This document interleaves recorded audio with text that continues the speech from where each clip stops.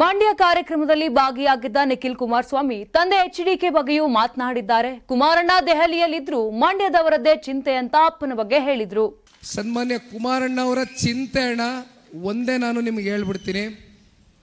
ಅವರು ಡೆಲ್ಲಿನಲ್ಲಿದ್ದರು, 24 ಗಂಟೆ ಅವರು ಆಲೋಚನೆ ಮಾಡ್ತಕ್ಕಂಥದ್ದು ಮಂಡ್ಯ ಜಿಲ್ಲೆ ಜನತೆ ಬಗ್ಗೆ. ಯಾಕೆ ಇದನ್ನು ಹೇಳ್ತೀನಿ ಅಂದರೆ, ಇತ್ತೀಚೆಗೆ ಸ್ವಲ್ಪ ಅವ್ರಿಗೆ ಆರೋಗ್ಯದಲ್ಲಿ ಏರುಪೇರಾಗಿತ್ತು. ಆರೋಗ್ಯದಲ್ಲಿ ಏರುಪೇರಾಗಿದ್ರು ತಲೆನಲ್ಲಿ, ನಾನು ಮಂಡ್ಯಗೆ ಹೋಗಿ ಭಾಳ ದಿನ ಆಯಿತು ಕಣೋ, ನಾನು ಮಂಡ್ಯ ಜನಗಳ ಹತ್ರ ಹೋಗ್ಬೇಕು ಕಣಪ್ಪ, ನಾನು ನೋಡಬೇಕು, ಮಂಡ್ಯ ಜನ ನನ್ನ ಅಪೇಕ್ಷೆ ಪಡ್ತಾರೆ, ನಾನು ನೋಡೋಕ್ಕೆ ಬಯಸ್ತಾರೆ, ನಾನು ಭಾಳ ನಿಮ್ಮ ಹತ್ರದಲ್ಲಿ ಬೆರಿಬೇಕು ಅಂತಕ್ಕಂಥದ್ದು ಪಾಪ ಪ್ರತಿನಿತ್ಯ ಅವ್ರ ತಲೆನಲ್ಲಿದೆ.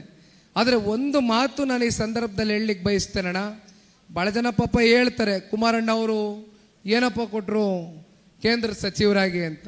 ಈ ಸುರೇಶ್ ಗೌಡರು ಮಾತಾಡ್ಬೇಕಾದ್ರೆ ಹೇಳ್ತಾ ಇದ್ರು, ಈ ತಂಬಾಕು ಬೆಳೆಗಾರರು ನಮ್ಮ ಹಳೆ ಮೈಸೂರು ಪ್ರಾಂತ್ಯದಲ್ಲಿ ಮೈಸೂರು ಜಿಲ್ಲೆನಲ್ಲಿ ಬೆಳೀತಕ್ಕಂಥವ್ರು ಬೀದಿಗೆ ಬಂದಿದ್ರು. ಅವ್ರು ಬೆಳೆದಂಥ ಬೆಳೆ ಖರೀದಿ ಮಾಡಲಿಕ್ಕೆ ಯಾರೂ ಮುಂದಾಗಿರಲಿಲ್ಲ ಸರ್ಕಾರಗಳು. ಆ ಸಂದರ್ಭದಲ್ಲಿ ಅವ್ರನ್ನ ಡೆಲ್ಲಿಗೆ ಕರ್ಕೊಂಡು ಹೋಗಿ ಒಂದು ನಿಯೋಗವನ್ನು ಕೂರ್ತಿ ಚರ್ಚೆ ಮಾಡಿ ಸಂಪೂರ್ಣವಾಗಿ ಅವರು ಬೆಳೆದಂಥ ತಂಬಾಕುವನ್ನು ಖರೀದಿ ಮಾಡ್ತಕ್ಕಂಥದ್ದಕ್ಕೆ ಆದೇಶ ಮಾಡಿಸಿದವರು ಇದೇ ಕುಮಾರಣ್ಣ ಅವರು. ಇತ್ತೀಚೆಗೆ ಮಾವು ಬೆಳೆಗಾರರು ಮಾವನ್ನು ಬೆಳೆದು ಬೀದಿ ಬೀದಿಲಿ ರೈತರು ಆಕ್ರೋಶದಿಂದ ಚೆಲ್ತಕ್ಕಂಥ ವಾತಾವರಣ ಸೃಷ್ಟಿಯಾಗಿತ್ತು. ಕೇಂದ್ರದ ಕೃಷಿ ಸಚಿವರು ಶಿವರಾಜ್ ಸಿಂಗ್ ಚೌಹಾಣ್ ಅವ್ರಿಗೆ ಒಂದು ಪತ್ರ ಬರೆದ್ರು. ಅವತ್ತಿನ ದಿನವೇ 2 ಕಾಲ್ ಮಾಡಿದರು, ಫೋನ್ನಲ್ಲಿ ಮಾತಾಡಿದರು, ಹೇಳಿದ್ರು, ಕೈ ಜೋಡಿಸಿ ಮನವಿ ಮಾಡ್ತೇನೆ, ನಮ್ಮ ಮಾವು ಬೆಳೆಗಾರರನ್ನ ಉಳಿಸ್ಕೊಡಿ ಸರ್. ನಾವು ಆ ರಾಜ್ಯದಲ್ಲಿ ಇವತ್ತು ರೈತಾಪಿ ವರ್ಗಕ್ಕೆ ನಮ್ಗೆ ಅಧಿಕಾರ ಇದ್ದಂಥ ಸಂದರ್ಭದಲ್ಲಿ ಪ್ರಾಮಾಣಿಕವಾಗಿ ಕೆಲಸ ಮಾಡ್ಕೊಂಡು ಬಂದಿರೋರು. ಅನೇಕ ನಿದರ್ಶನಗಳು ನೋಡಿದ್ದೀರಿ. ಅವರು ಮುಖ್ಯಮಂತ್ರಿಗಳಾದಾಗ ಸಾಲ ಮನ್ನಾ ಮಾಡಿದ್ದಾರೆ. 25,000 ಕೋಟಿ ಸಾಲ ಮನ್ನಾ ಮಾಡ್ತಕ್ಕಂಥದ್ದು ಅಷ್ಟು ಸುಲಭವಾದ ಮಾತಲ್ಲ. ಒಂದು ಕಡೆ ಸಾಲ ಮನ್ನಾ ಮಾಡೋದು, ಇನ್ನೊಂದು ಕಡೆ ಅಭಿವೃದ್ಧಿಗೆ ನಯಾ ಪೈಸಾ ಕಮ್ಮಿ ಮಾಡಲಿಲ್ಲ. ಅಭಿವೃದ್ಧಿನೂ ಅಷ್ಟೇ ವೇಗದಲ್ಲಿ ನಮ್ಮ ಕರ್ನಾಟಕ ರಾಜ್ಯದಲ್ಲಿ ಮುನ್ನುಗ್ಗಿದ್ದನ್ನ ನೋಡಿದ್ದೇವೆ. ಆದರೆ ಇವತ್ತು ವಾತಾವರಣ ಏನಾಗಿದೆ, ಇವತ್ತಿನ ಪರಿಸ್ಥಿತಿಗಳೇನಾಗಿದೆ ಹೇಳ್ಬೇಕು. ಇವತ್ತು ಇಲ್ಲಿ ಜಿಲ್ಲೆಯ ಉಸ್ತುವಾರಿ ಮಂತ್ರಿಗಳು, ಕೃಷಿ ಸಚಿವರಿದ್ದಾರೆ. ಮೊನ್ನೆ ರಾಯಚೂರಿಗೆ ಹೋಗಿದ್ದೆ.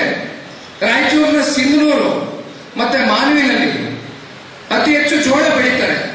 ಬೆಳೆದಿರ್ತಕ್ಕಂಥ ಜೋಳ ಇಲ್ಲಿವರೆಗೂ ಖರೀದಿ ಮಾಡಿಲ್ಲ. ಅವ್ರಿಗೆ ಟ್ರಾನ್ಸ್ಪೋರ್ಟ್ ವ್ಯವಸ್ಥೆ ಇಲ್ಲ, ಗೋಡೌನ್ಗಳ ವ್ಯವಸ್ಥೆ ಇಲ್ಲ, ಯಾವ ವ್ಯವಸ್ಥೆನೂ ಮಾಡಿಲ್ಲ, ಕೈ ಬಿಟ್ಟಿದ್ದಾರೆ.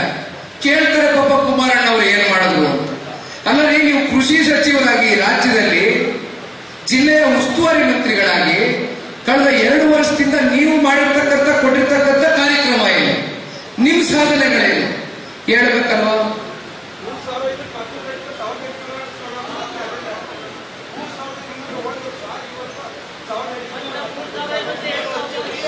ಅರ್ಧಕ್ಕರ್ಧ ಭತ್ತದ ರೇಟು ಕುಸಿದೋಗಿದೆ ಅಂತ ಇಲ್ಲಿ ಇರ್ತಕ್ಕಂಥ ನಮ್ಮ ಜಿಲ್ಲೆಯ ರೈತರು ಹೇಳ್ತಾರೆ. 3,200 ರೂಪಾಯಿ ಇದ್ದಿತ್ತು, 1,800 ರೂಪಾಯಿ ಕುಸಿದಿದೆ. ಅದೇ ಅವ್ರ ಸಾಧನೆ, ಇದೇ ಅವ್ರ ಸಾಧನೆ.